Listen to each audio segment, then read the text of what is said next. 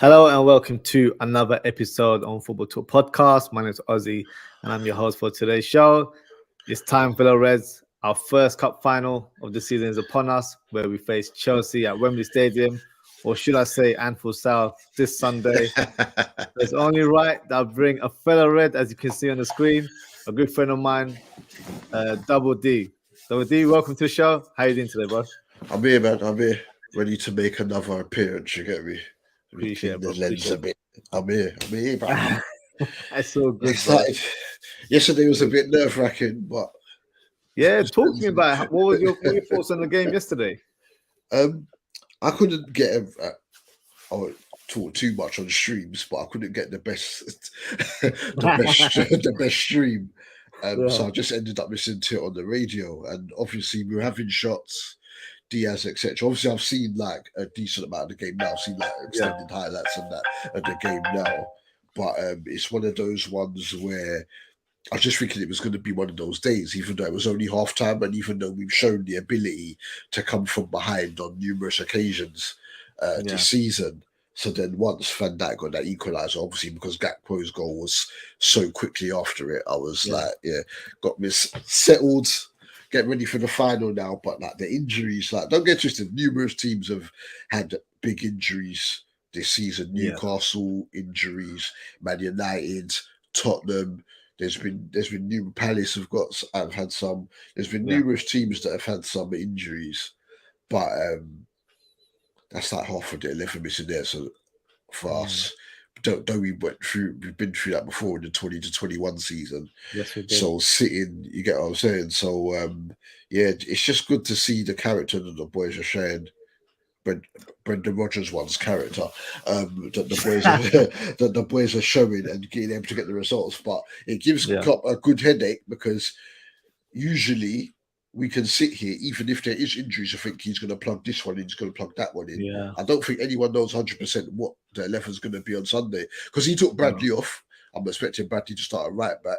Left back, is he going to play Robbo because Robbo's back now, or play Gomez there? Because I thought Tsimikas, I agreed with you from match preview. I thought Tsimikas was going to start yesterday. Yeah. So yeah, it's going to be it's good though because it's just showing that hopefully we win as many trophies as possible this season, but it just goes to show that the future looks like it could be good, man. There's players getting more minutes this season because of Europa League, obviously, than they would have expected to, and it's just going to make them better and more prepared for the future. No, definitely. I think in terms of the game yesterday, I know a lot of fans felt the same. They were like, oof, it's like could be a potential banana skin. Yeah. But even when they scored, I, for some reason, still felt confident that we'll get something out of the game due to the fact that I don't think we actually played that bad. We weren't great, don't get me wrong. Yeah. But there was moments where I felt like the team was trying, and it's just that we just needed that bit of luck or something that's going to break that kind of mode. And then Werner did that in the second half. The team was different in the second half. They were, I don't know, whatever Klopp said to them, like it works. Do you know what I mean? So they were like, he said he doesn't like to do it, but he mentioned Barcelona. Barcelona, right? Yeah. He doesn't really like to do it, but he mentioned Barca. People think, it's only Luton, but when you're in a race for a title, once it gets to February, you need to, like, every game's a cup final. You get what I'm saying? You need to 100% accumulate those points, man. 100%, especially with Jurgen Klopp. You know, it's his last few months at the club. Every game is a cup final, so that is the feeling amongst us. I say us Liverpool fans. I'm sure it's the same kind of spirit within the squad. That's why they're probably giving it a bit more than they normally would because they're fighting for the manager at this time. As well. Yeah. It's a beautiful sight. We actually haven't spoken about the Jurgen Klopp announcement, so let me know in terms of where you were when you heard that news. And what was your initial reaction? Well, I can laugh now, but believe me, I wasn't laughing at the time. I had the work that I had to get done. I couldn't sleep, so I was up from like about 5 a.m, typing away and whatnot till like I think up to maybe about 9, just before 9. Conked out, and must have got up about 11:15 or something like that. And Yeah. there's all these notifications on my phone, and I've got like probably about 150 WhatsApp messages. I'm thinking, what the f happened in the last Yeah. hours? And then I said, Klopp says he's leaving. I read, I think it was a TalkSport notification. It said, Klopp is leaving. So I thought it was, I thought, what? I thought it was with immediate effect. Then obviously I opened stuff up, started reading, and it said Jurgen started leaving at the end of the season. But I was gobsmacked, bro. Mm. I was absolutely like, I didn't know what to say, because obviously we were getting ready for it. We were anticipating it a couple years ago, but then obviously Yeah. because what was it, end of 2022? He signed Yeah. he signed a Signing the new contract. contract, right? And he was saying, obviously, Ola, his wife, etc., was saying, "Oh, are you really going to leave these people?" So I thought, okay, then what's that to bed at least until what, end of 2026? Then obviously Yeah. we've got him there. But I don't know what it was. Something recently was telling me, if anything, he could have gone at the end of last season, because you can see last season proper Yeah. took his toll, because there weren't as many injuries as the 20 to 21 season, but the form was just bad, just dropped off, and we were just dropping points. And then obviously, if it wasn't for the likes of Curtis Jones standing up at the back end of last season, and Yeah. Jota, and the likes of Jota, then there's no way that we would have been able to even get fifth place. You get what I'm saying? Because like Champions League was out of the question a long time ago. A long time before that, back end of the season last season. Um, but then obviously because of the points we accumulated, we gave us a glimmer of hope because we were winning, beat Leicester away, etc. But then that draw with Villa at home, basically, it was done for things, because Newcastle dropping points. We thought that we could catch them. Mm. Um, so yeah, then that was done. So he could have left it in the last season, but I think because of the way that he left Dortmund, he didn't want to leave. Yeah. You get what I'm saying? Leave Mm. again in a kind of like similar scenario. So obviously, if anything, the weird thing is that it would have been interesting had we not been adapted as quickly this season with the new signings, what he would have done, because basically he said he wanted to leave the club in a good state and a positive manner for the next Yeah. manager to pick up. So it's almost because of how well that we've done, he's thought, Yeah. yeah, I can come out now. You can see he's tired. He did an interview the other day, and the way that his head was just like on the wall and whatnot. He's had enough, man. He just wants to rest. He just wants Yeah. to rest. But the guy's got to go out there, do the job.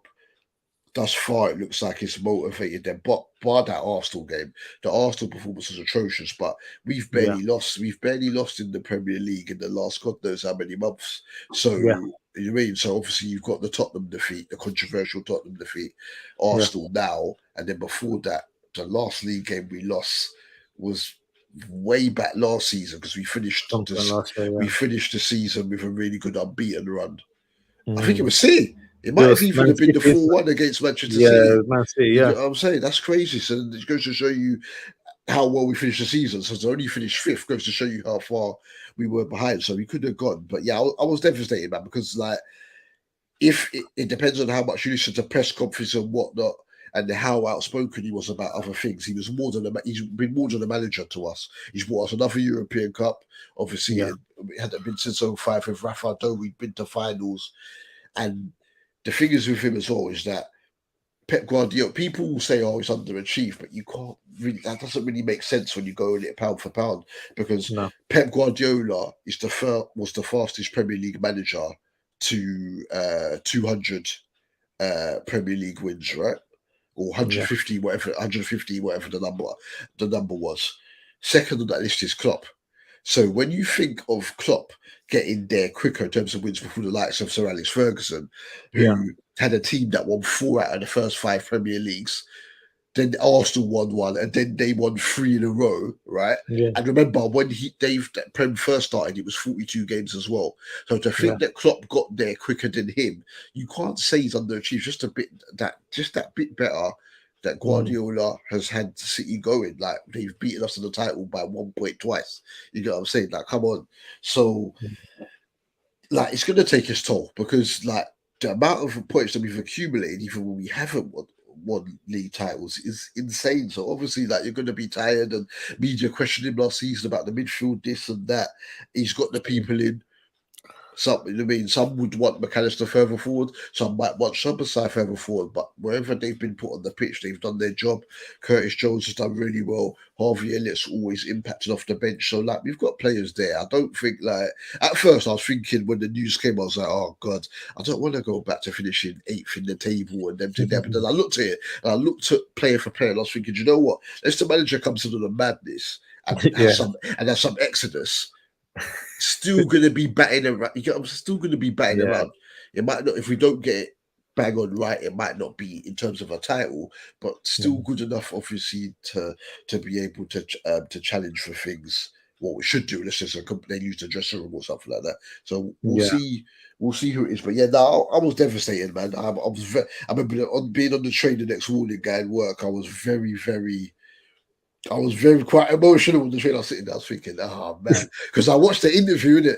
I delayed it. Yeah. And I watched the interview and whatnot, and then he obviously faced the camera and spoke and whatnot. I thought, oh God, man. It was a lot. No, even myself, like, when I heard the news, it's funny. It's actually one of our mutual friends, Sid. So, but like Govu, you know. I bet he was bantering you, because I'm telling you, bruv, the Man U and Arsenal fans I know, they were going all out. They're like, you lot are done. Only one prem. You're done. This, blah blah blah. All this to get mad. And then even we did the radio show on the weekend, and D Man, one of my main co-hosts. He's a Newcastle fan, and he was absolutely ripping us to shreds. Like, I wanted to literally get him in the headlock. He was annoying me that much. You know what I'm saying? But crazy. No, so it was literally their Christmas, Eid, Diwali, all the celebrations happened in one day when that announcement came. So yeah, literally messaged me. And I think he's sending me some parody tweet, because it was a Fabrizio Romano kind of. I think it was like one of his links. Yeah. So I'm thinking, why is he bothering me at this time? It's like 10:30 in the morning. Like, what are you doing? What I'm saying. So like, I checked it, and then I went on Twitter, and I didn't even see any tweets. The first thing I saw was the video, the short video where he basically announced it. Yeah. And I was like lost for words for a good 10 minutes. I'm not gonna lie, this might sound over the top.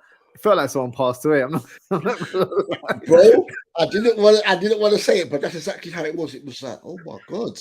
I just couldn't believe it. I was like, bro, I was just sitting there and I was in silence.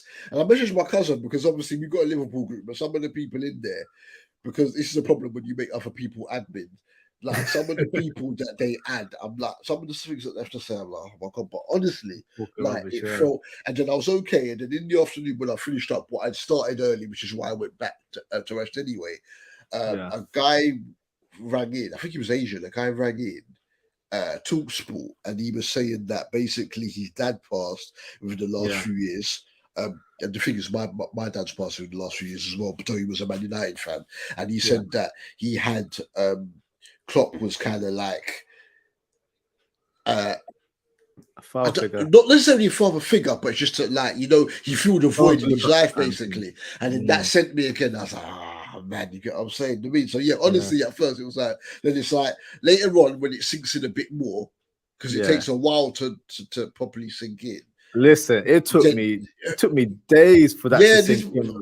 Like I'll be honest with you, it still hasn't completely sunk in. That's what I was going to say. That's what I said bit by bit, because it still hasn't completely sunk in. Because you're sitting there and you're thinking, you get what I'm saying? But you see him on the pitch and pumping him on, you're thinking, right, he's going to be gone. Like, we need to get this appointment correct. But, do you know what? Because we're content creators as well. Like, I think on the day, so many people doing shows. I had to kind of like take a step back. Yeah. I think I ended up doing a show like the following day. I did at midnight. I did that some odd timing as well, because I just couldn't process it. I literally couldn't process it. So that was on the shisha, I had to do a couple rounds. You know what I mean? I'm like, what is going on? So I was just like, do you know what? I need to take my time. I watched the full interview as well. So that was one thing I had to watch, the full interview. And I kind of got it. And like you said as well, you can kind of see it in his body language where he looks tired. I think last season really took its toll on him. And I feel like for him, it was like, look, I'm not going to leave the club. Kind of like how Sir Alex Ferguson left Man United. because he didn't leave them in a good place either. So I feel, and our squad needed proper surgery. The midfield literally is like swapping an engine. You had to take one out and put a new engine in. We needed that kind of surgery. So he was like, do you know what? Let me kind of put the pieces together. Let's see how the season goes. Maybe we've kind of like over succeeded a little bit in terms of like where we are in the league right now. Yeah. He wasn't expecting us to have that many points. Obviously, it's a bit aided by City have not necessarily put up the amount of points that you'd sometimes expect them to have at this stage. You might expect them to have maybe 4 to 5 more points, but that's credit to other teams for being able to take the game to them, etc. Arsenal, even last season when Arsenal were top, but people thought I was hating because of my dislike for that football club. I said if unless Arsenal get to like a 12 to 13 point lead, I said City. I was always, even in March, I was like, yeah, City will come back and win it unless Arsenal get further ahead. So they've not even got Arsenal quite the amount of points that they had last season. So it's one of them ones where we've taken advantage of that and pressed on. If you're top, you're top. It means that like for that amount of games you've been the best in the league, and that was why though people I think it was only Luton at home, it was so important to win yesterday, because in the past, regardless of the clientele, Salah, Mane, whatever, we may have drawn that game.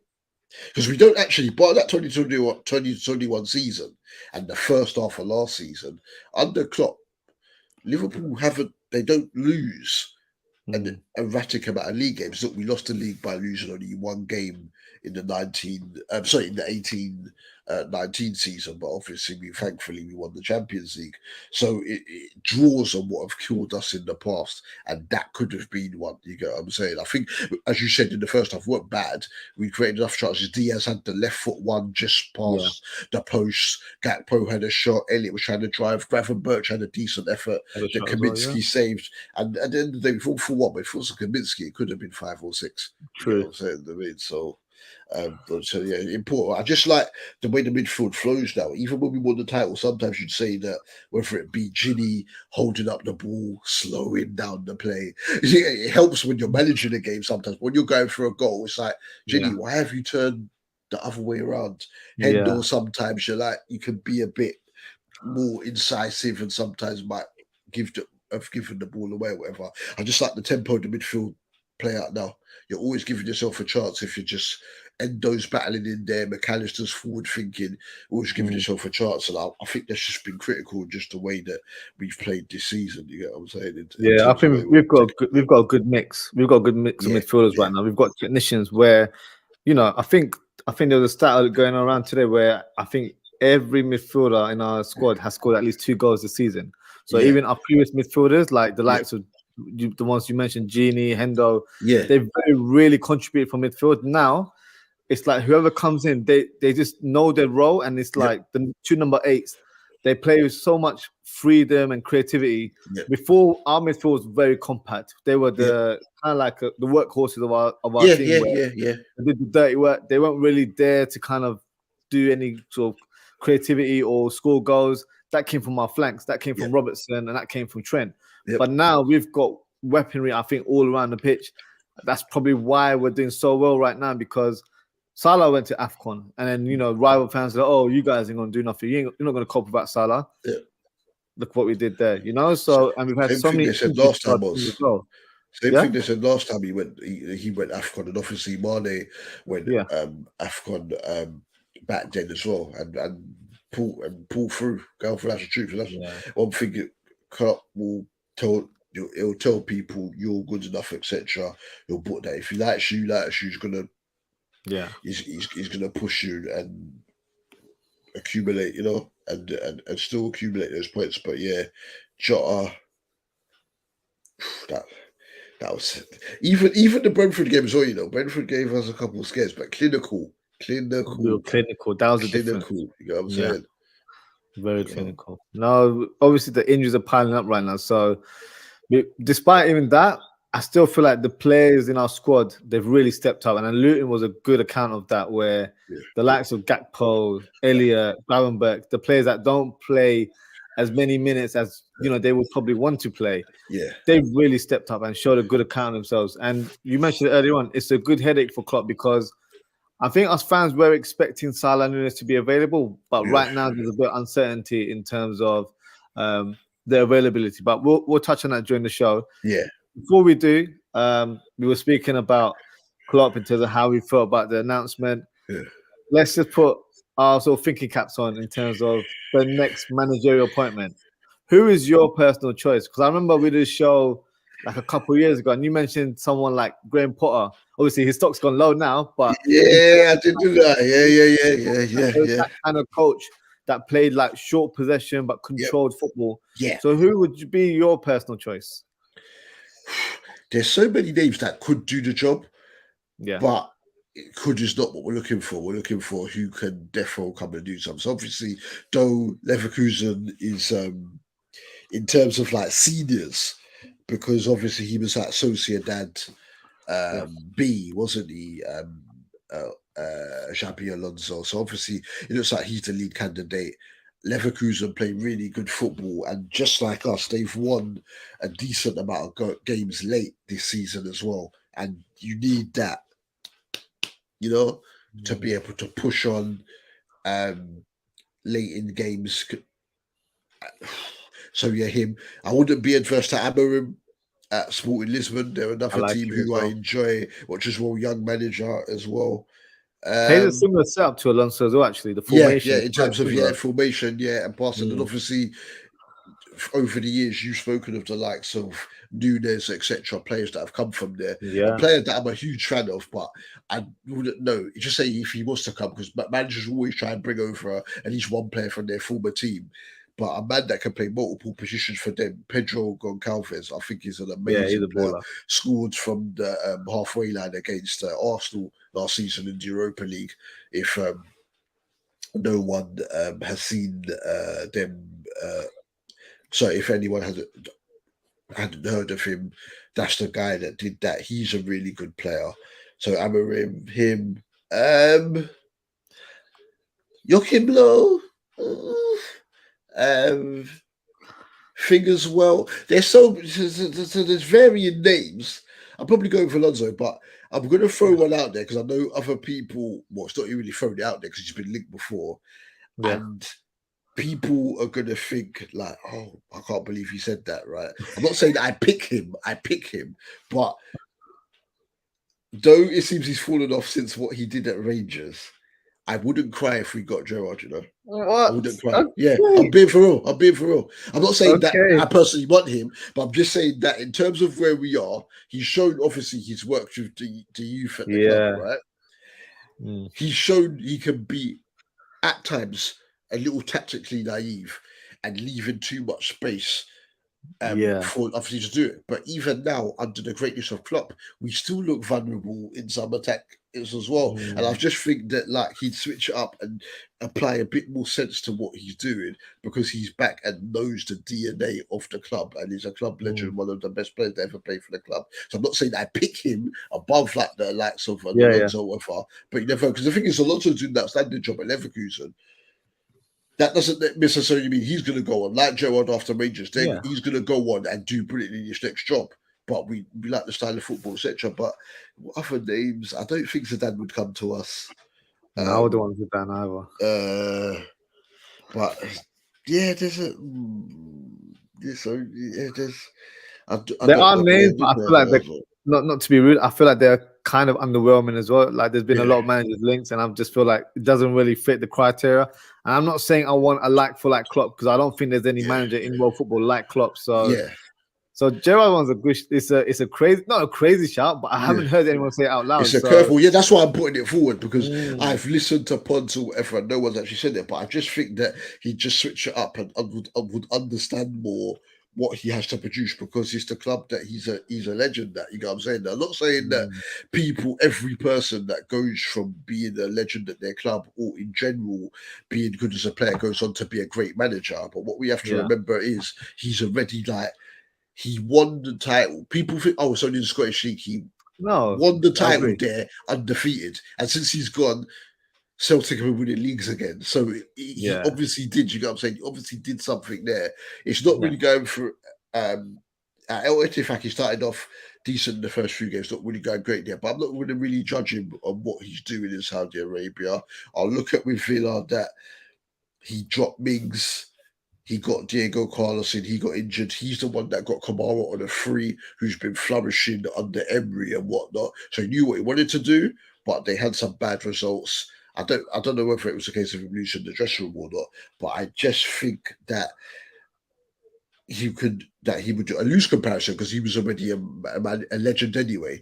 When Real Madrid rehired Carlo Ancelotti, people were cussing it because they were like, "Oh, he did a poor job at Everton," but you get what I'm saying? Very loose comparison because Ancelotti's already a legend. Gerrard is far from that. But I'm just saying I don't think that the Villa spell defines what in the future could go into as a manager. But no, but right now I would definitely take the likes of Alonso and Amorim before him. I'm just saying I wouldn't be. Whereas other people are like they'd cry about it. I wouldn't cry if he ended up getting a job. But I think it's a good way of looking at it because even with certain players, not just managers, with certain players, some players just suit certain clubs in terms of the fan base or the manager or the reputation of the club. Like some players they perform better just because the nature of the club where the fans are a bit more passionate. And it's the same with managers where just because they haven't done a good job at one place, there can be different factors as to why it didn't work. But with Gerrard and Liverpool, obviously there's a connection there. I think timing just wasn't written in the stars for Gerrard because if this was this time last summer, then maybe he would have been, and Klopp announced that he's leaving, then he might have been in contention. Obviously, he's gone to Saudi. I think he recently just signed a new contract as well. So we're trying to buy out that contract. That's going to, take a big chunk of our transfer budget. That's probably what they did. It'll be interesting to see whether or not there's like a clause or anything like that. Yeah, clause or anything like that. But the thing is as well, with obviously, as you pointed out, you pointed out there in terms of the jail factor, is always that.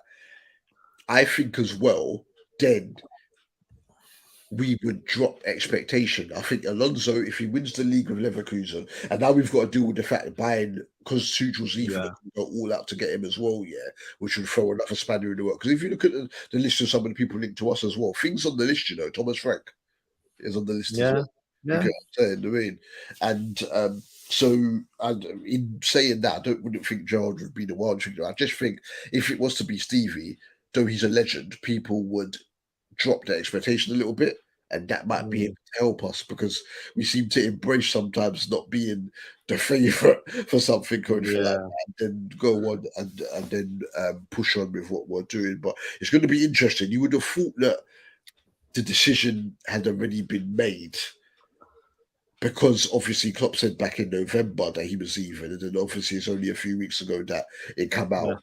Like there was a press release on it, and then obviously he did the interview and that. So it'll be interesting because bookies are thinking Xabi, though the Bayern thing now is mixing it up a bit.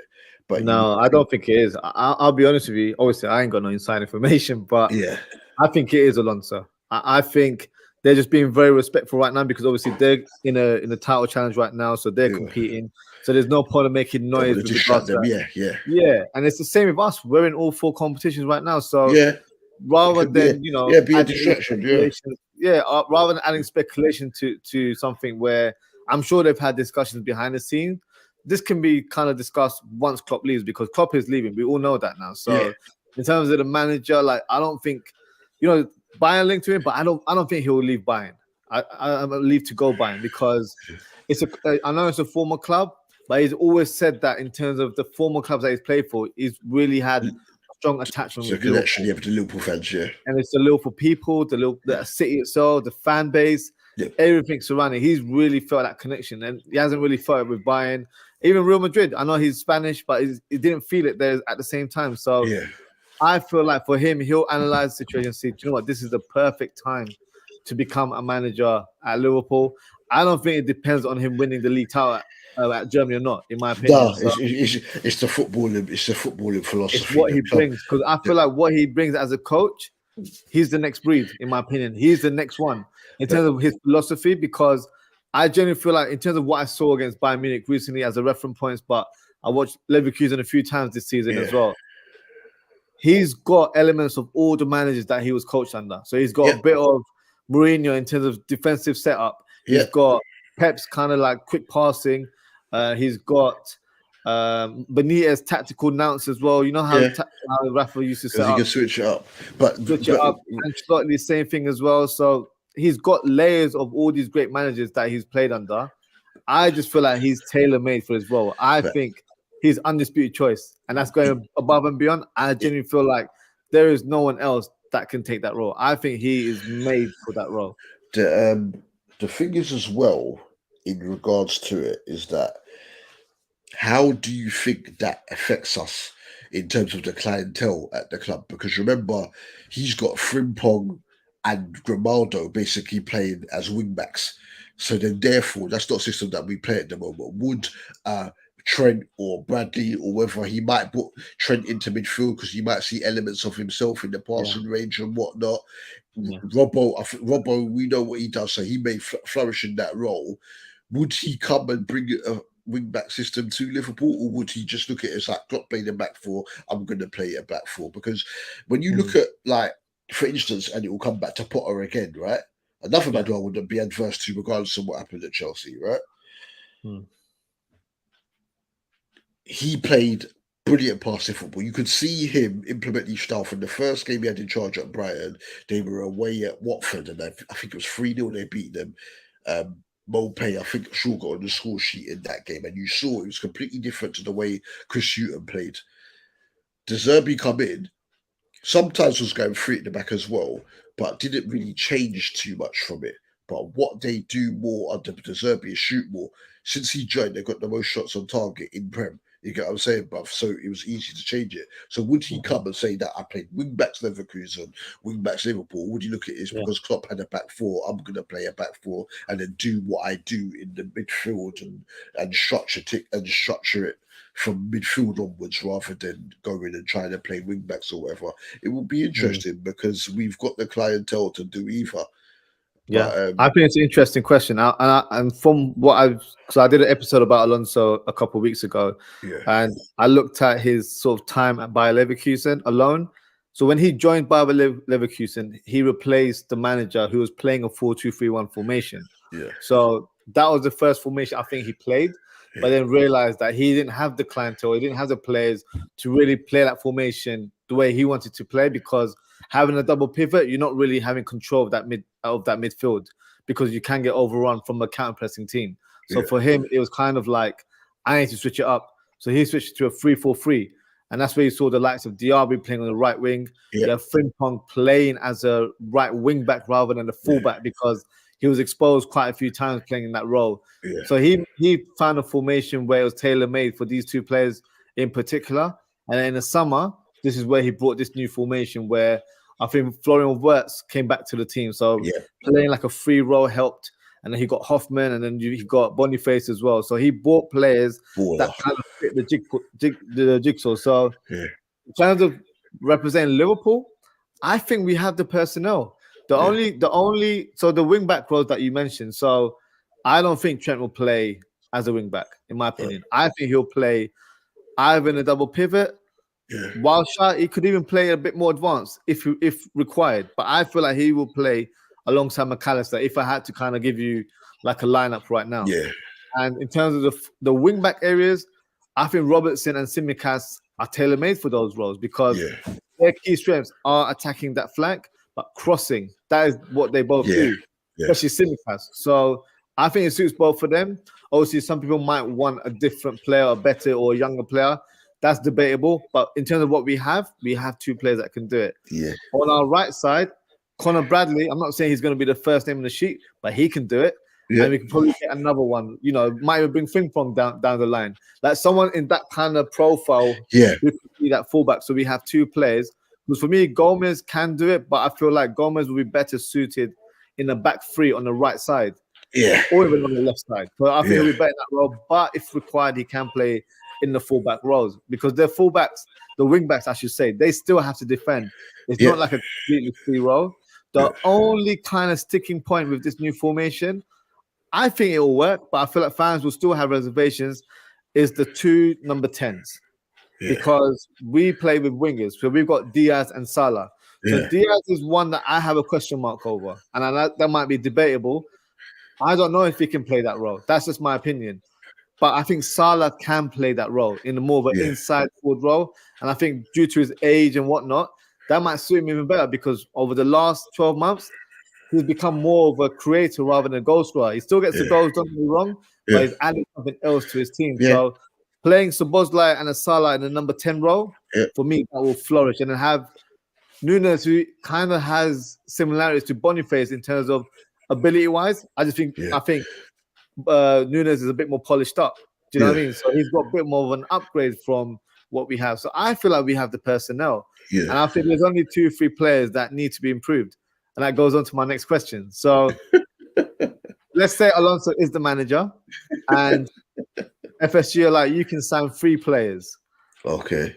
So who would the 3 players be? And it's completely your choice in terms of who if obviously in regards to obviously be able to change formation, because as said, as you pointed out, the Leverkusen manager that he succeeded was paid a fortune. His name was, paid a 4-2-3-1. And then obviously now he's playing the 3-4-3. Or 3-4-2-1, isn't it? So this season he switched up for a 3-4-2-1, but last year towards the second half it was a 3-4-3 because of Diaby on the right hand side. And big up Granit Xhaka because he's been good this season for them. And you spoke obviously about the game they just played against Bayern. They would have battered Bayern the first time they played them, but Boniface missed 2 or 3 really, really good chances. I was watching there. I wanted to dash stuff at it. You would have thought Liverpool played. I wanted to dash stuff at the TV. It was so wasteful. But in terms of 3 players, we could. If it is a case where it would be a different manager in Alonso, we still want a left-sided centre half. I would say, and this would go if it was to be Amorim, that rather than Alonso that was to come in. Goncalo Ignacio, I would take left-sided centre half, good height, commanding, decent on the ball, etc. I'd probably say, and then I think but if we're back in champs, that might stunt the growth of Kwanzaa. But no, it's all about having a squad because we seem to pick up a lot of injury squads, and then you can plug people in, rest people. Because Van Dijk plays on the left side of the defence, and the age he's at, he can't. Part of the season he was so good. Recently, he's had a couple of dodgy games. But the reason he was so good earlier on in the season is because we're in the Europa League, he's not had to play week in, week out like a Champions League campaign. So he's had adequate rest. So I'll say Nacho. Salah, we don't know whether or not it's defo the board are going to think we could let him go, whatever. So I don't want to let him go. Yeah, I don't want to let him go either. But I've got numerous people. I spoke about the Liverpool, the WhatsApp group I'm in. I've got numerous people in there that I think that we should sell him. Right? They said, "Oh, if we could get 200 million for him, or whatever." But if it was to either one of Pedro Neto or Michael Elise. And the reason why at the moment I would go for Elise more is because what he's doing, right? Yeah. We all know how good he is on the ball. He can create, he can cross the ball, take free kicks. But a couple of the goals, especially this season, he's been getting for Palace, he's been cutting in at the back post and these little finishes. And the thing is that Mo Salah, to me, regardless of what people think of the way he dribbles or whatever, for many a season has been a world-class footballer. And you spoke now about how he's adapted his game in the last few years and he's assisting more, though the goals are still coming. So I don't expect any signing to come in for him unless you got Mbappe and he's off to Real Madrid, would be able to play in that role and be able to deliver the amount of goals, assists possibly, but the amount of goals that he gets. So you have to be realistic. So in terms of that, and obviously his age as well. So yeah, Lise O'Neill, if that was the case, and then the other one. I don't know, because I'm thinking that obviously with Endo being, if we were to look at centre mid, with Endo being 30, you would want someone younger in there because it seems as though Bajcetic is obviously, well, not seems, he is having problems with injury and whatnot, but he could play as a deep line mid Bajcetic or as an 8, right? So I would probably say a player that I've wanted for a couple of years anyway, and even he can play as a centre half as well, though he's preferred position in all position is the centre mid. Teon Koopmeiners at Atalanta. I've been gassing this guy up since he was Okay. at RZ Alkmaar. I just think with his height, Hmm. his composure on the football, if it was to be Alonso, he can play centre mid that basically a younger man and do what Xhaka has been doing this season for Leverkusen in terms of recycling possession and whatnot. He's got a good shot on him, can take set pieces as well, penalties, free kicks or whatnot. I think he could be a commanding presence in our team. No, that's some fair shouts there. In terms of myself, I think a left-sided centre back would work. I think it would add balance to a back three. So I don't want to say, I'm not just going to do the predictable where I think I like the look of Hincapi from Leverkusen. So that's the profile player that I want. But I'd actually go for Ignacio as well. I think Ignacio is a top player. And funny enough, even though he's left-footed, he can actually play on the right side as well. He's done it quite a few times for Sporting. So in terms of like squad depth, he'll be fantastic for those roles. I see Trent as a midfielder because I know a lot of people are like, oh, we'll maybe get like a number 6. But I'm happy to have McAllister and Trent and then have Endo. I would even play. I would play Gravenberch as a number 6 as well. I think he'll do a good job in the double pivot. That's where He's he done played. that for Ajax. He could definitely, he could definitely do that. And the thing is that when you have people in that position that can dribble as well, you see it. Rodri do it for City as well. And it's another thing, obviously, when we've had Matip start next to Van Dijk. When you have people that are playing that deep, that can dribble as well, it makes the other team retreat, and it makes it so much more easier to manage football games. You get what I'm saying? Because the team would drop back. They can't hurt you if they've got the ball. If they do win the ball off you in their own half, you get what I'm saying? So, so definitely we have variant, because that's what Klopp said about McAllister, isn't it? He said that the way football has changed, you don't necessarily have to have that combative DM there, even though McAllister does work his socks off and makes a lot of challenges in there, makes a lot of tackles in there. It's just someone who could keep the ball, recycle possession, move, etc. And him and Endo were getting better game by game, because the first game they played together in there, I'm sure it was Sheffield United away back at early December, and McAllister further up, it didn't look right, though that was the position where he did his best work for Brighton. It just didn't look, it looked a bit odd, but they're getting better, more familiar with each other, and improving by the minute, and I'm sure they will be 2 of the midfield 3 in the final. Yeah, so Richard's just sent a comment here: who's Liverpool going to buy in the summer transfer and which manager? He must have So that's what we're talking about right now. So I'd go for Ignacio as a left-sided centre-back. I'd go for a right wing-back as well. I do like the look of Frimpong. He's someone actually highlighted last season, but I don't know if, because normally you don't really see players come from their former clubs when a manager joins. I know Ten Hag does it, but, that hasn't worked, has it, to be fair?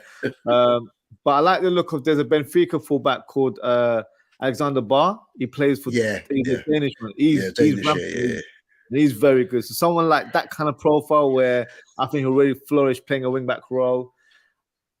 Maybe another centre mid, but I feel like we kind of have the numbers for that, because in my head, I'm thinking double pivot. You've got McAllister, Trent, Gravenberch, Endo, and Bajtic. So you've got 5 players there, and you've got McConnell as well. So 6 players there. And Klopp's used Bajtic and Curtis Jones as right backs. And Curtis Jones can play in that role as well if required. So I'd probably go for another centre back, but it wouldn't be like a high profile name. It would be just like another squad player. So I know we recently linked with the Fulham defender, Tosin. And he's good on the ball as well. Good on the ball. Yeah. I feel like someone like him in a squad where he's not going to expect to be starting all the time, and he wouldn't really hinder Kwanzaa's development as well. I just think there will be one of like many options.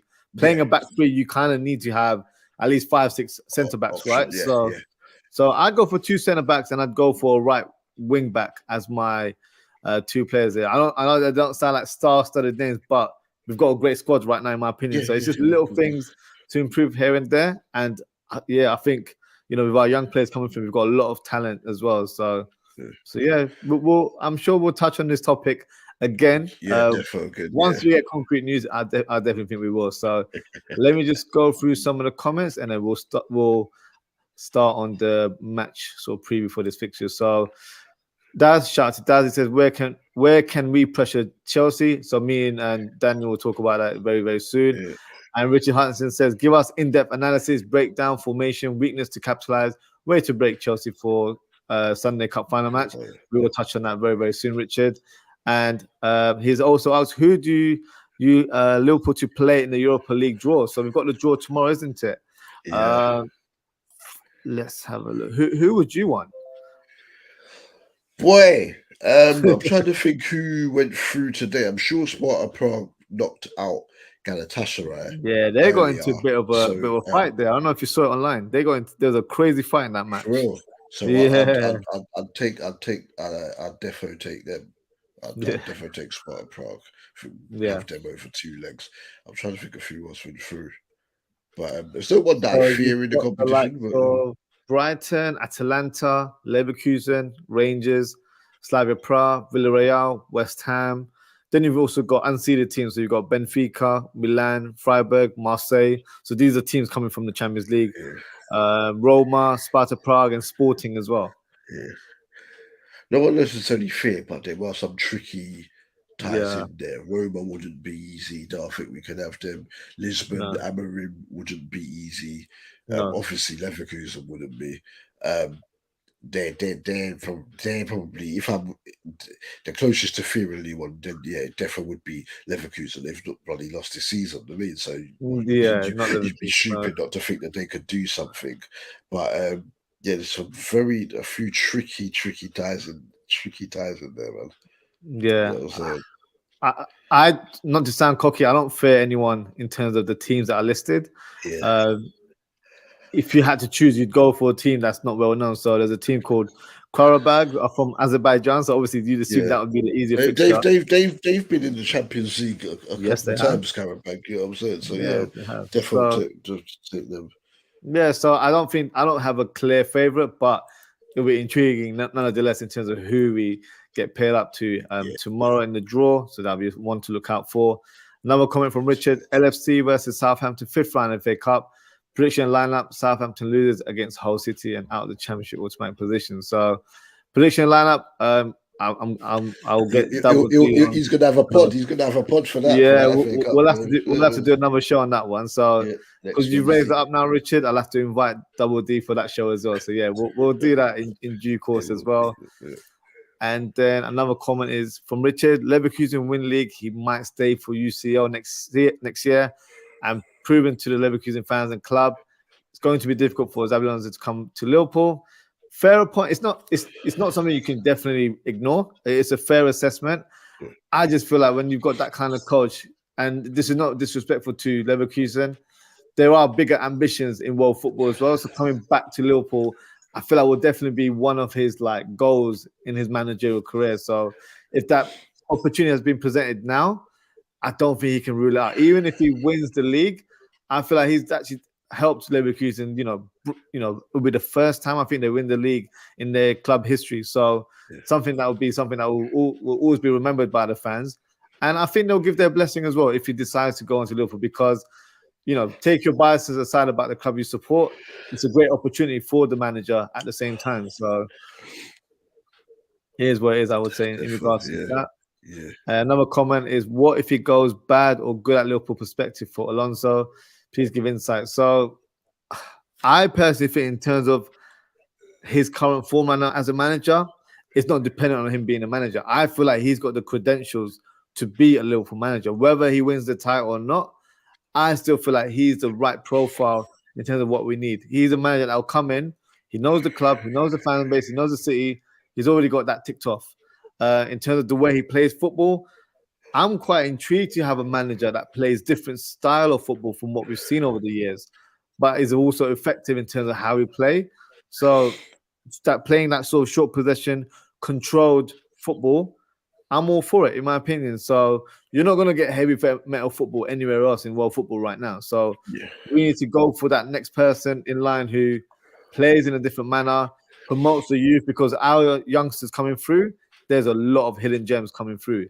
And that's down to us moving to one big training complex now, La AXA, some fans are calling them, where all of the teams train together. So the under 18s are watching the first team players every day. So it's like it helps them in terms of kind of like give them that kind of carrot to be like, you know what, you work hard, you'll be on training on that side of the pitch and training as well. And they're understanding the tactics and the philosophy of the coaches around him. So it rubs off everyone. So for me, he's undisputed choice. And I stick by it. Let's see how it goes in terms of where we go.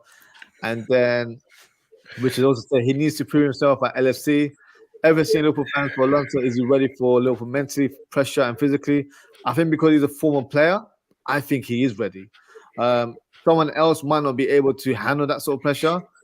But I feel like Liverpool fans have always been very loyal in terms of whenever we've had a manager appointment, bar Roy Hodgson. But obviously that was a bit of a, one of those situations. What can you do? It got of that era. So all of our managers in the last 15, 20 years, we've got the likes of Julia, who was at the club for 5 years. You had Benitez around for 5, 6 years. Brendan Rodgers about, I think, 4 years at the club. And then Klopp has been there the longest, you know what I mean? So we've always given our managers time to kind of put their imprint on the team. And Alonso will definitely be given that time as well, in my opinion. Julia was 6, rest in peace. Exactly. He was 6 because he was joint manager with Roy Evans at first, Yes, I remember. Even Evans was there for a few years before him as well. So, we give our managers chances. We played very good football under Roy Evans. I know, it's just the defense, wasn't it? We were just we just couldn't stop leaking goals. But yeah, we did play good football. How dare you brush skills, Roddick and Bab? How dare you? It's got a comment here from Jay Kismet, said, bless well, bless up, Jay Kismet. Thank you for tuning in. And then Richard said, Salah staying or going? That's what we were just talking about. That's what we were just talking about as well. I hope he stays, but if he wants to go, we need to be getting. I don't think he'll go. I know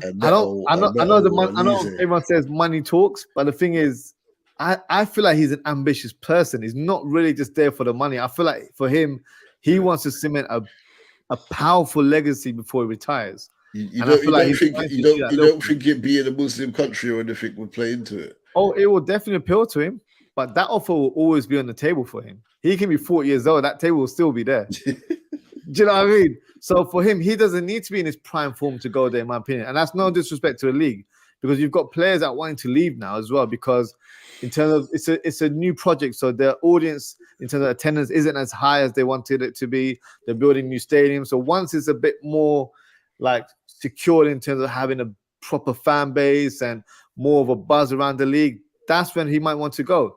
But I think he'll go there whenever he wants to. I think he can go there when he's 40. I'm not even joking. I feel like he's so fit right now that he can play on like the likes of Cristiano Ronaldo, where people probably thought, he's past his best, but he's doing it and he's doing his thing there. So that offer will always be on the table for him. So unless something happens at Liverpool where he's pushed out the door, which you'd assume is very unlikely, I don't see him leaving. I feel like he's still one of the best players in world football right now in terms of numbers and performances, however you want to look at it. So yeah, for me, I wouldn't want. I don't expect him to go this year or even next year. I think he'll be here for quite a while. But that's just my prediction. It'll be egg in my face if he's sold in the summer. we can touch it. Emergency podcast. You'll see me stressed out like I was at the Klopp one. So. Yeah, man. We'll take it whenever that moment ever occurs. But yeah, we'll handle it once that happens. But let's talk about the big game. So what we'll do now, I'll present the team news for both teams, and then myself and Dubul Dee will predict the lineups. And as Richard and Daz have requested, we'll speak in terms of in-depth analysis, breakdown on the formation, tactics and weaknesses that we can capitalize against the opposition. So in terms of Chelsea, they're hopeful that Thiago Silva is ready to make a return from a groin injury, but it's still unclear if he's fit to start. But like Liverpool, Chelsea also have a huge list of casualties, and that will definitely not be available for this game. That's the likes of Fofana, Reece James, Badiashile, Lavia, Hugo Chukwu, and Cucurella. So these players are not available. For Liverpool, Salah and Nunez were not available against Luton Town. Not official news. I believe both players were rested for that fixture with this one in mind. So I think both players will be available in the squad. whether they start is up for debate between me and Double D. Mhm. And Jota and Jones recently picked up injuries, so they're out for some They're time. out. Yeah. And then you've got the likes of Alisson, Trent, Szoboszlai, Thiago, Bajtic, Matip, and Ben Doak, all sidelined for this game. So let's talk about opposition first, and then we can delve into Liverpool further. So let me present the graphic for the Chelsea lineup, and then we can take it from there. So let's fill in the gaps in terms of who will start this game. Going to be Petrovic, obviously, and go on it. Right? Yeah, he looks quite decent, to be fair. Petrovic. Yeah, he's all right. Yeah, apparently he's got a good penalty record as well. He's a good shot stopper. So here we go. Well, hopefully this final against Chelsea. It's been a bit. I don't know how we didn't score in the last League Cup final against them. Diaz was terrorizing Reece James, but yes, and the FA Cup one. He was on one. That one, yeah, he really was. Back four. So this is the thing with them. Poch does some random things. What Disasi? Or I don't know. Even though he was playing him, I think, because Gusto was injured for a while, and I think the last game he played Disasi against Man City in the centre back role, which for me that is his natural position. So he was immense as well against Man City. He was immense, boy. He was.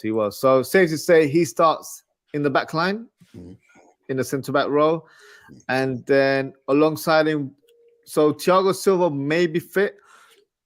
If it is, would you think he'll be risked, or do you see Levi Colwill playing in the centre back role alongside Disasi? This is the thing, because Colwill's played obviously Chilwell's back now, but Colwill's played left back. In some he looks better centre back though, doesn't he? But yeah, obviously that's your centre back. We tried to get him, didn't we? That's why they gave him the new contract and they're playing him, obviously, to keep us away. So would it be Cole? I think if Silva's fit, he starts for his experience and he's set piece for it. I think if Thiago, who do you think will start?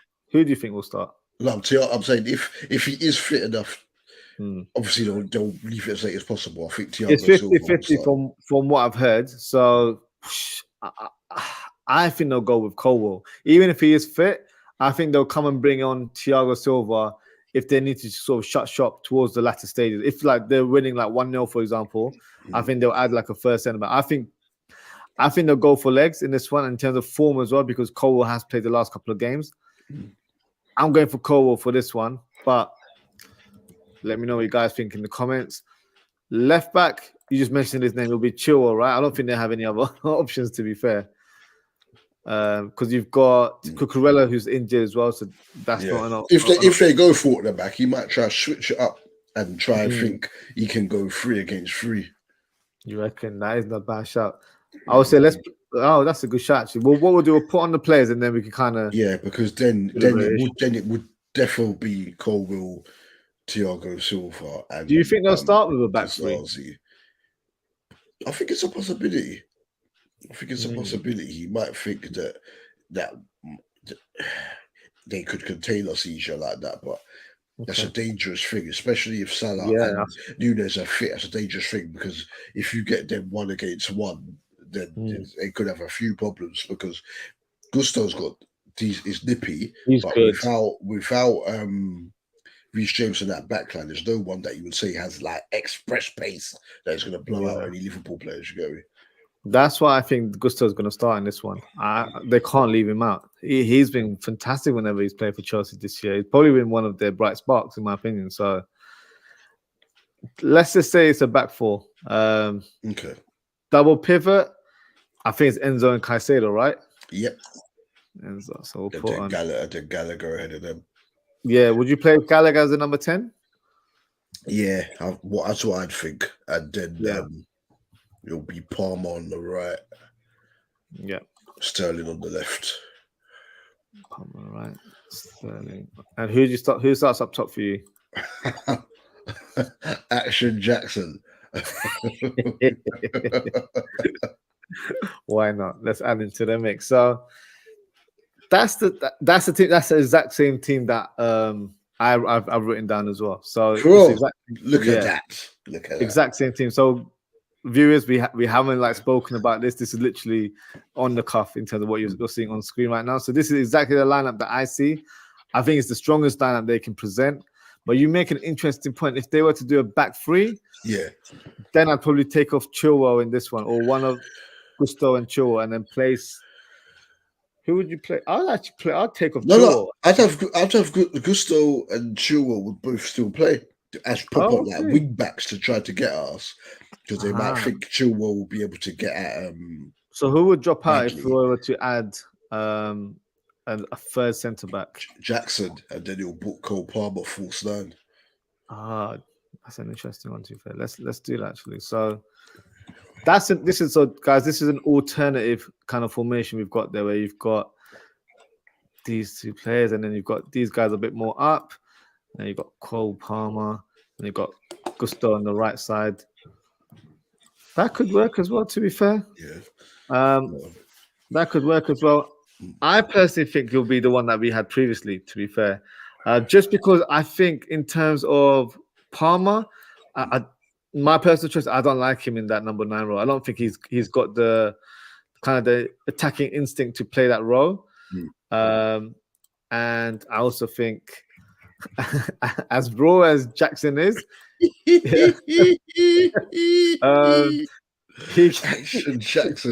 Action Jackson, he could present sort of, I don't even know how to say it politely. I think he could present some sort of trouble in terms of his he could definitely cause speed, you know? Definitely cause problems. That's the thing. Yeah. It's a bit of a he's younger, Jackson, a Nunes scenario. Anytime he's on the pitch, he's going to cause problems. It's whether or not he has the ability to put the chances away. Like, for instance, he was very good against City. He missed a good chance, but that goal for Sterling doesn't come. But if it's not for him playing the nice little flick and then getting the ball back from Palmer and then playing the great ball into Sterling, who spun Walker and scored, you know what I'm saying? So he can be a foil. It might not necessarily be him that scores the goal, but he can be the foil because he's pace and directness in there, and then moving around, he can pull defenders, which will allow the likes of Palmer and Sterling, who are more polished in terms of beating a man, to get into the positions to try and cause some damage. Even the goal that they scored against City, that was down to his back heel towards Palmer. And then Palmer back to him. And then he crossed it to Sterling as well. Ball, so that was down to him. That, you know, he's very raw in front of goal, but he can be sort of like a useful kind of, I would say, like a coy for the other players to kind of fall around on. So yeah, that's definitely one I would say to look. In terms of this lineup, who would you regard as like a danger man, or one that we really need to look out for? Palmer. It's Palmer. Yeah. Don't get twisted. Sterling could do something, obviously, and Conor Gallagher is a willing runner box to box. But Palmer. One thing you have to realize as well, in tactical foul as well, you see that triangle there of Enzo, Sachado, and Gallagher. They foul enough. Fouling is just savage. So you have to watch out for that, especially as our players seem to be made of. I know. Right now. But now it's Palmer because the confidence that he plays with, his ability to cut in off the right onto the left foot, or even centrally can do a job. And the thing is with his passing as well is that it looks simple, but a lot of the time he plays the right pass. They beat Palace the other day, got 2 assists in injury time, and neither of the passes were difficult, but it's about making the right pass, because some people don't do it. We've got Nunes. How many times do we see Nunes break down back fours, can slide someone in and tries to shoot, or you know what I'm saying? So you know, overplays it or should knock it. Even against, it was Arsenal the other day, wasn't it? Nunes, when he cut in, when he come off the bench, and he could have played it across the box because Jota was there, and he tried to shoot and put it over the top. So it's just decision making. But Palmer seems to make the right decisions, and he plays with the right level of arrogance that you want from a player as well, but he still will slip someone else in if he thinks they're in a better position than him. But so if we're going to win this final, we need to keep him relatively quiet. No, I agree. I think in terms of Cole Palmer, kind of like his nickname, where everyone calls him Cold Palmer now. I feel like that is actually a representation of how he plays. I feel like he's very calm and composed on the ball, Yeah, but he's very effective with passing. Very smart player, where he's not going to be touching the byline all the time. no, He's going to come into this kind of hole over here and then try and make things happen. Whether he's trying to set up Jackson or Gallagher having more of a free role, or Sterling trying to come infield and trying to score, he's going to have that kind of free role on that right hand yeah, side. I think he's going to be key. Gallagher as well, because he's not going to be like a fancy name, but you make a good point in terms of having these three guys in midfield, because Gallagher will plays with intensity, with a yeah, high press. So yeah, that's going to trouble our defense. That's going to trouble our number 6, which will probably be Endo or whoever is in that position. So he's going to be very keen in terms of how they set up from the front. And that's probably why I don't see Pochettino starting and Cuckoo in the number 10, because I feel like this is not the game to kind of play him. He will be better coming off the bench as an impactful sub rather than starting the game, because you need to really set the tone against a team like Liverpool, and you need to try and get the first goal as well. If they get the first goal, then that will give them momentum, and they can kind of fix up their shape a little bit, add Thiago Silva in the second half, and then park the bus, as they say. So I feel like these two will be key. Enzo as well. I feel like Enzo's picked up a bit of form. He's scored a couple of goals quite recently. Yeah, he's back in a more like that. What's more natural role for him, because earlier in the season, Poch was trying to play him as a 10, basically, like hybrid 10-8 mixture, 8 and 10, 8.5, or whatever you want to call it. And now he's back in a deeper and a better role. Because don't get twisted, he's a good player. Yeah, Enzo's a good player.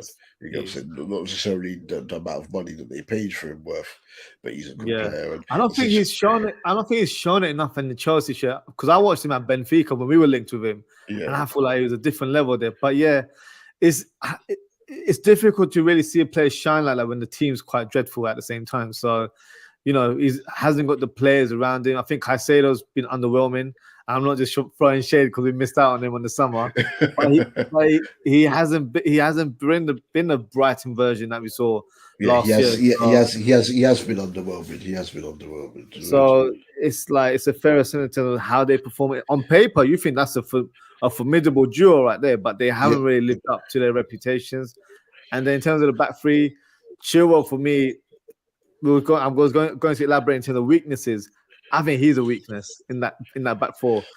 To be honest, Ben Chilwell, considering look, us being Liverpool fans, right? We get Trent gets vilified and castigated in games, even if he's great attacking wise. Ben Chilwell going forward looks like a Rolls Royce, but defensively, and even Leicester fans said this when they left there. They said, "Look, we fleeced Chelsea for 50 mil because he's great going forward, but he's not great defensively. He can be got at." And I'll tell you this: Bradley could obviously Chilwell could easily give him some problems going the other way, but Bradley could cause. We can get at that side. We can get at Chelsea's left-hand side. Definitely. We'll talk about Liverpool tactics now. Just one more point as well in terms of danger men. I think Gusto is one as well. I feel like that whole side. I was going to say that whole right-hand side. Right hand side, because Gusto he's got good pace in him, but he's very good on the ball. He's got a good passing range on him, so that's another one to look out for. But having said all of that, I sound like a Chelsea fan and speaking glorious statements about these players. It's not a team that I fear. I feel like tactically, in terms of how we'll set up, I think we can get through this team. Cole will be an interesting one because he adds balance to that back line. But this is the thing, though, it's been in the big games that they've turned up. Yeah, it's true. You know what I'm saying it's against the other teams that you think that they seem to come off the level a bit, but it's the big games that they've turned up, and they won't like having got slapped 4-1 at Anfield just the other day. You know what I'm saying? Correct. Just got a few comments here. So we've got Daz saying, "Bless up to Jay Kismet." Bless up, Jay Kismet, to you as well. And Daz says, "Director of football end of March, Ozzie for us." Interesting to see who that could be. I might even do an episode on it. I did touch on this last year. I might just recycle in terms of who I had in terms of the candidates. But there's a lot of people out there that have been linked with the job. So maybe something I can touch upon in the coming weeks. And we've got Jamie Phillips, Football Chat. Said, big up, fella. Big up yourself, Jamie. Thank you for tuning in. And thank you for your comment as well. So what we'll do now, let's talk Liverpool. So remove this Chelsea lineup, and then we'll get this out of my face, and then we'll play the Chelsea. We'll bring the Liverpool lineup, talk all Liverpool now. So safe to say, there's only one goalkeeper, not starting Adrian, that's for sure. So it'll be Keller in the back line. Now, in terms of the back four, the fullbacks, that's the role I want to ask you. Who do you see starting in this game in the fullback areas? Yeah, I think because he took him off, I was thinking, I was 50-50 before the game, but because Bradley was taken off, I think it will be Bradley and Robertson. Bradley and Robertson, interesting shout. Do you know who I think will start? I think it'll be Gomez on the left, you know. I think it'll be Gomez because, not to sound sentimental, I think Gomez has been doing really well recently. Yeah. And I feel like having a right-footed player on the right wing, a left-footed player on the right wing in Cole Palmer might help us kind of block his influence in the team. But I'm not mad at Robertson being there. But if it was my choice, I think Gomez might be in there, you know. You put Gomez in there. It's your pod, brother. No, this is a combination. You know, I got to let the guest have his say as well. I can't just put what I want in the team. So, but I definitely think Conor Bradley has to start. That's the one that I feel like is a shoo-in. And then, like you said as well, when he came off the hour mark, that was an indication that, you know, we need to rest you. Yeah. And he's already made comments saying it'll be a dream for him to start in this cup final. Yeah. I feel like he will be given that chance as well. He's just been phenomenal. He deserves it because of his play, but also as well, that'll be beautiful because obviously the boy's just still young. The boy's just lost his dad. I'm just hoping that obviously we can win that team, and hopefully we'll have some T-shirts or something like that to pay tribute to 100%. I think the whole fan base is rooting for him as well because in terms of how he performs, like he's been fantastic. But from a humility point of view, he seems like a nice guy as well, and he's a young player. So when you see a young player going through so much, you really root for him as well at the same time. Yeah. So not to be sentimental, but I feel like in terms of how he's performed, I'm going based on performance. He deserves to start in his team, in my opinion. He's been that good. I don't think he's dropped a performance lower than a 7 or 8 out of 10 since he's broken into the team. So for me, he definitely starts in this lineup. Centre backs, who are you going with? Obviously Virgil, first name on that team sheet. You won't have to argue on that one. So I have to argue with Virgil, and I think because of the fact Quansah started against Luton, I think Ibu will return. Ibu will start 100%. On recent form, right? Though Ibu had like some good moments against Brentford, if he wasn't to start the final, I don't think too many would complain about it. But I think it will beat Ibu, man. Do you get me? I think he'll beat Ibu as well, to be fair. Midfield 3. Endo, McAllister, and this is where it gets interesting because it's the third one, right? Because it depends on who's available up top. Because obviously Harvey played on the right of the front three, which is where he played when literally for the whole time we loaned him to Blackburn when Mowbray was there, was the manager. But I just think Harvey should be rewarded with more starts just for the sheer fact of like he was very good yesterday. 7 key passes, I think it was, as well as his goal. Yeah, he was right. First player to do it in like 7 years for us, or 8 years, or something like that. But also as well, it's the sheer fact when he's come off the bench, he just changes games immediately. Came on, fell into our hands that obviously he had to come off for Trent the other day, and then he came on and got 2 assists for us to pull through and win 3-1 at home.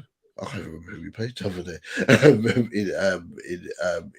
in that game with the 2. Was it 3-1 or 3? Yeah, it was 3-1, wasn't it? Who did we beat the other day? Was it Brentford? Yeah. No, Brentford was 4-1. No, we beat someone 3-1 the other day. No, but we beat someone 3-1 the other day, and Trent came off because he was injured, and Harvey came on and got an assist, and obviously he's ball in Burnley. The other goal for Burnley. That's it. Thank you, Burnley. 3-1 Yeah. Burnley. Because Burnley were giving us problems. See, that's how you know I'm out of it, bro. It's But late, don't so worry. yeah, Elliot, but Graven Birch made some good runs and whatnot as well. But yeah, because we're limited, obviously, with Sobbo out, Jones out, etc. It's a tricky one. I'm gonna be optimistic that Salah and Nunes will be back. So Yeah. my third midfielder would be Elliot. Fair enough.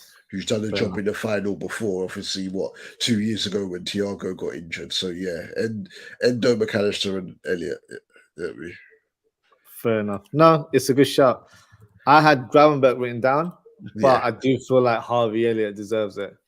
Based on his recent form. The only reason why I had Gravenberch wasn't to kind of disregard Elliott's efforts recently. I think it's the point that you just made. He's more impactful off the bench. Yeah. So I feel like if you start from the bench, I feel like it just gives us a bit more confidence that we've got Elliott coming on, or we've got someone else coming on. So that's why I would have started with Gravenberch. But hey, I'm not mad at this selection right now. Yeah. I gotta give you one as well. I can't just take all the players, you know what I mean? Front three. Are we going to be optimistic and assume Nunes and Salah are starting, or are we going based that we don't know, so they might not be available? I'm going to be optimistic and say Salah. I think Nunes might only make the bench. And the thing is as well, what Klopp has done with this competition, like obviously keeping Kelleher in goal 2 years ago, he keeps faith with people, and Gakpo was at a stage and scored in every single round. Well, he did score in every single round because he scored in the semi against Fulham as well. So he's in first leg, so he scored in every single round. So I think he would have kept Gakpo in the front three anyway. So obviously with Jota injured, I'm going to go Salah, Gakpo, and Diaz. It's a fair shot. Assuming that Salah is fit. If he's not, then it's going to be Gravenberch where Elliot is, and it's going to be Elliot where Salah is. You get me? But even if Nunes was fit, do you still think Gakpo will start ahead of Nunes based on Gakpo? I think so. Yeah, I think because Klopp will keep faith. But then again, saying that Gakpo on the left, savage on it, because you see Diaz, when Diaz is brilliant on it, there's not many people like him. But I don't know what it is. Maybe we have to get him to wear his Columbia shirt underneath his Liverpool shirt or something like that. But he's just like, he's not standing people up. He's not beating people like you see him do when he looks like a man possessed in the Columbia shirt. But he's still effective player, but he can be uber effective in terms of like his skill set and his drive and determination and his guile, man. So so if Nunes is fit, then it will be, I think it will be Gakpo on the left, Nunes and Salah, obviously with Jota out, but I'm not sure he will be fit. But I'll definitely have Gakpo starting. Definitely. I think he'll still start Diaz. I think he's got a lot of faith in Diaz, more so than Gakpo. But I do get your point about Gakpo, because even in the Carabao Cup Final a couple of years ago, we had the likes of Minamino. I feel like he played a part in that game as well, didn't he, in the final? So he does reward players that have done well throughout the competition, gives them a chance, whether it's coming off the bench or not. Because Minamino had been scoring freely to help us get there. I think we all thought that he was going to start, and he didn't start that final. He didn't, did he? I'm just trying to check it now. I think he came on, but he didn't start, and a lot of people were a bit angry that in fact, actually, he might not even have come on. Because I just remember people were annoyed at the fact that without his goals, wouldn't have got there, and then he wasn't used from the start. But double check, because obviously you've got the thing open. But so I'm having a look. Kelleher, Trent Alexander-Arnold, Matip, Van Dijk, Robertson, Henderson, Fabinho, Keita, Salah, Mane, and Diaz started that game, and it was Origi, Milner, Jota, Elliott, and Konate that came on. So he didn't even come off the bench. It's an interesting one. I think if Nunes is fit, I think Nunes starts, But is that too attack-minded if I put Nunes as well? Nunes for who? Gakpo. Because I think if Minamino didn't play in that fixture, it might not be all sentimental. I think with the goalkeepers is a bit different because the number of games that Alisson and Kelleher play. Yeah. But with the squad players, I feel like he might rotate. So yeah, no, you can put Nunes in. I think if we knew there was no doubts about his fitness, it would be a no-brainer. he'll be Darwin Nunes. Yeah. So let's just say he's starting. But that lineup seems strong to me. So in terms of our lineup here, who do you think will have an influential role against this Chelsea team? So you mentioned earlier on Conor Bradley. I think he's one that will Endo again, bro. Endo. Conor Bradley, obviously, but Endo again because he will have to compete with their lively midfield. So him and McAllister have to be on it. There'll be a lot of tackles flying about, some tactical fouls. Jewels all over the place. So it's going to be a very important area of the pitch. And that's why Szoboszlai, if fit, would definitely be starting because that guy doesn't stop running. No, he doesn't. Endo's been great for me. I think in the last game, the passing range that he showed, I think he's passing underrated. He can dribble a bit as well, but also as well is what you want your DM to do is the tactical fouling. Whenever teams break on us, he's willing to pull a shirt or clip someone. You get me? He's willing. You get me? He's willing to do that. So, But I wasn't onto him. Certain fans, if you go on Twitter, it's a bit. They chat rubbish about Kelleher. They chat rubbish about Joe Gomez. However well he performs, you get what I'm saying. Certain people they've just got it on before already. They've got it. Someone has to be a scapegoat, isn't it? That's just how it is, unfortunately. Even though we've not lost what. 3 this season because we lost to Toulouse, didn't we? In the in the Europa League. I remember that reaction from the fan base on Twitter. It was just like, come on, like we qualified. Like that's the whole point. That's what I'm saying. You get me? But Conor Bradley will be important. Left back, whether it's Robertson or Gomez, will be important because Chilwell essentially they're going to push on, so you can close gaps on that.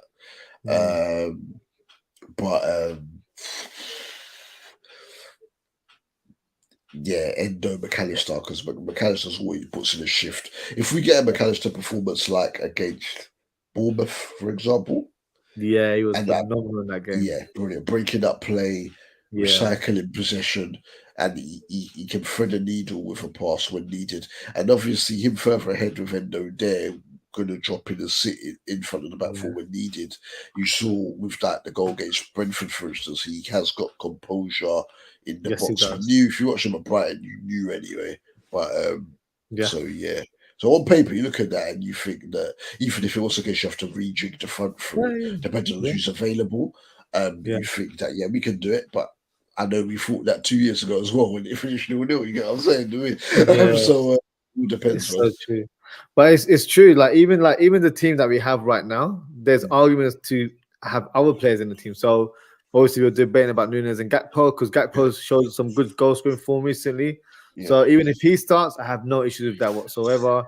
Gravenberch, I feel like he's been decent. Unfortunately, he is a scapegoat in the social media world right now. Yeah. Some people like him, some people don't. Yeah. I've always rated him, you know that as well. And I feel like he's shown some good performances in recent weeks. So even if he played in this game, I wouldn't be mad because then you've got McAllister playing on the right-hand side. And for me, he looks comfortable on that right-hand side as well. The last 2 games, he's done a great job. And against Bournemouth, he played on the left side, but he was really good on that side as well. So he's multifunctional, man. He can play it as a number 8 or as a number 6. That's what Klopp, even a 10. Yeah. In fact, when he first few performances for for Brighton was a 10, but obviously he could play 8 as well, and has had to sometimes sit in as a 6, especially when Endo's had to play right back Sorry, not Endo. Sachado, had to play right back at Brighton. You saw him playing in an even deeper role. You get me? Because the likes of him and Gross everywhere, they can interchange. You get what I'm saying? So really good player, and good that we got that deal sorted. Julian Ward's wrapped that up before the World Cup. Otherwise, we would have been paying double for that guy. Listen, that deal is like peanuts right now. 34 million. Come on. That's nothing this day and age. So, yeah, that's daylight robbery for Brighton, unfortunately. But for us, it's a gain with that deal right there. He's been. I'll probably say he's been one of our best signings, if I'm being honest, in terms of impact. I think he's been phenomenal. Definitely. One other key player in this team, I think, will be Elliot. Actually, I feel like if Salah is starting, these two have a great partnership on the right hand side. So there'll be times where you might see Elliot a bit more in a wider area, covering for Conor Bradley if required, or you end up seeing a bit of a triangle where Bradley has done more of an inverted role at times as well, and he had a couple of shots the other day in that role. So it's a tactic that we can definitely deploy, I think, against Chelsea. Against a Chelsea where Chilwell, we both said, is a weak link in that team. Colwell might feel a bit confused in terms of who to man mark, when you've got these kind of three players coming up there. So we can definitely possess headache for them. And then Diaz, I think Disasi probably don't want to see the face of Diaz in that fixture, because against Chelsea in the Premier League fixture, put him on smoke. So even Disasi is playing on the right side as a defense, I've noticed with Diaz in the last 2-3 games, he's playing more infield. He comes in a lot more now. He's not always looking at byline. So, Disasi might be falling on his backside when Diaz is coming around this kind of area, because he's thinking, oh, shoot, this guy is about to attack me. And also, you can even see these two interchanging, where Nunes can attack on the left. All day. Yeah. That's happened. They did that a lot in the last game with Gakpo and Diaz. So the beauty of our team is there's so many variations. You can swap players around, and we're still effective going forward. So I feel like this is a strong team if this was a team that goes against Chelsea. And even if it is a case where it isn't Salah there and it's got to be Elliot where Salah is, etc., and then Gravenberch coming to the midfield, it still has enough there in terms of tempo and ability to make chances to cause these guys issues. You go. So let me put the players that we've been debating about, because I still want it to be where we paint the picture. Because even if these guys start, it's not like the team is weakened. This is just more of a me and yourself kind of preference in terms of who we want to see on the pitch. But these guys can do a job. Gravenberch on that left-hand side, for me, looks really good. Ball carrier, great on the half turn, and he can really come charging around this sort of area. McAllister, he's been doing phenomenal on this right side.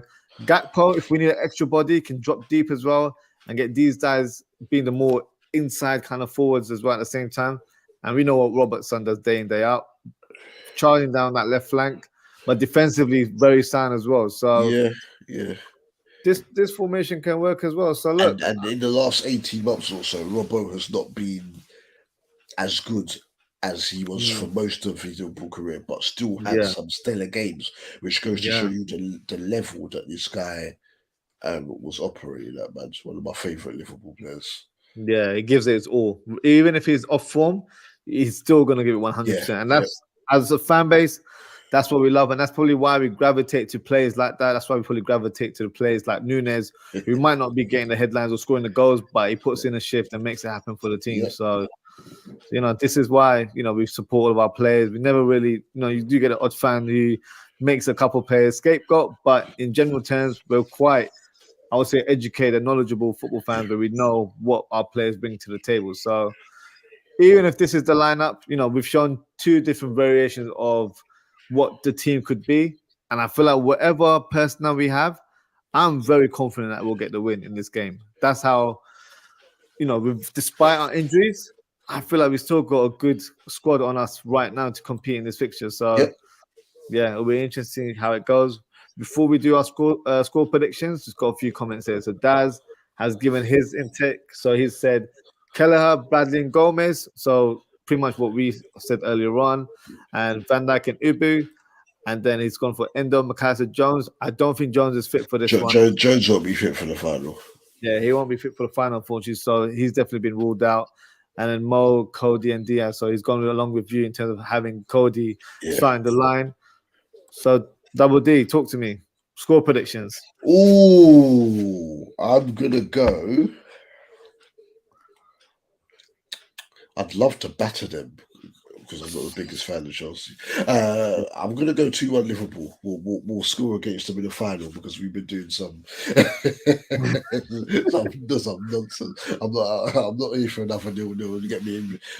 Obviously, the main thing is to win the trophy, but yeah, more in normal time is, we need to score. And I think if we get that hump off our back, if we can get to the final again in the FA Cup as well, that will fare us better for that final. And obviously, they're playing the semi-finals there anyway, so so yeah, I'm gonna go 2-1 to Liverpool. I think that doing it for Jurgen will spur us on for us to yeah. to get it done.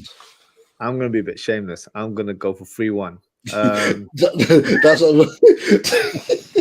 that's what I was thinking in my head, but I thought I don't want to. But just because of the fact they did show a threat, they're good. No, Jackson's pace will cause issues, but Kunku's a better finisher. But is he fully fit? Because he's had niggling injuries all season. So yeah, as I was thinking, we could if what on it could be 3-1 here. If we had comprehensively had our main 11, though, we're getting by fine at the moment. To like 4-1 again. You get me? But like, no, I'm going to be 2-1. I'll be a bit more realistic, Moscow. I'm going to go 2-1. No, that's all good. I'm going for 3-1, and my goal scorers, I'm going to go for Mohamed Salah. I'm assuming Salah starts in this one. I'm thinking Darwin Núñez is going to score as well. And this is my wild shout for the third goal scorer. I'm going for Joe Gomez to break his deadlock. Oh man, scenes if Gomez scores. Scenes. Our fellow South London. I wanted to break the deadlock now. So yeah, this would be the game where, I think it'll be scenes. Imagine if he did that, So that's the goal scores for Liverpool. For Chelsea, I'm seeing it as where Nkunku gets a consolation later on. I don't think they'll score first. Okay. It'll just be kind of similar to the Premier League fixture where he came on and scored. So yeah, that's my prediction there. Just gonna go for a comment. Jake Kisman says 2-0 or 2-1. So kind of like energy. What we're saying right now. Do you know what I mean? So, but no, that's us for today, guys. So thank you to everyone for tuning in. Thank you to the likes of Daz, Richard, Jay Kismet, Jamie as well. Thank you for your comments. Thank you for tuning in. If you haven't already, please don't forget to like, comment, share, and subscribe to the channel. Dubul Dee, thank you for taking out your time and coming on the show. Always, brother. Please let the people know what you got coming up, where to follow you on social, and also plug your channel as well. Yeah, man. At Dubul Dee, DUBULDEE, is my handle on all social media, and I'm part of the D&D Football Factory. Our Twitter handle is at @DDFootyFactory_, and we've got a podcast page as well. That's at DDFootyPod. But the podcasts are sporadic. You can catch us every week though on Top FM 95.5 FM with the D&D Football Factory's Footy on Top show. That's every Saturday morning at 10 a.m. We're there every single week, discussing all things football. So yeah, that's where you can find us at. I appreciate it. Yeah, make sure you guys follow him on social. Check all of his content as well, because I know you're uploading quite a few like short videos from your episodes on the radio show. So that'd be always they're always up on the Twitter, TikTok, and whatnot. They're everywhere. We've got to have the vision. This is the new age with the visual stuff, because obviously doing radio, the whole shows aren't filmed. So you got to get that stuff out there and interact with the audience and that. You know what I'm saying? So, you guys are doing a great job, man. Consistent content, good take on all games. It's not even just like specific teams. Sometimes the chat can be. There's not much time for other segments sometimes after the Premier League roundup, but there's so much to discuss and pick apart from each match. And then obviously you're going to talk about the managers and the style of football and all these other things as well. So yeah, man. No, big up, man. Got to put something different out there. A lot of people are just concentrating on like top teams because they don't watch the other teams like that. You get what I'm saying? So yeah. Yeah, you're not trolling anyone. So yeah, it's real football knowledge and real football take there, which we all love to see. I'll be doing a match reaction on Sunday, guys, evening at 10 p.m. UK time. Fingers crossed, it's a celebration episode. Dubul Dee, make sure you tune in. I might even bring the shisha out during the show as well. You know what I mean? So, if it's a celebration, why not? If Gomez schools are running through the streets, bro. All right, then I'm doing the shisha marathon, mate. You know what I mean? We're running through the streets. But yeah, look, I'm confident about this game, and let's hope we can get the first win on the road for the quad. That's what we're doing for the quad this year, man.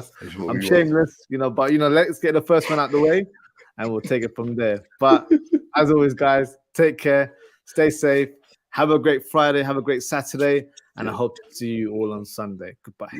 Yeah.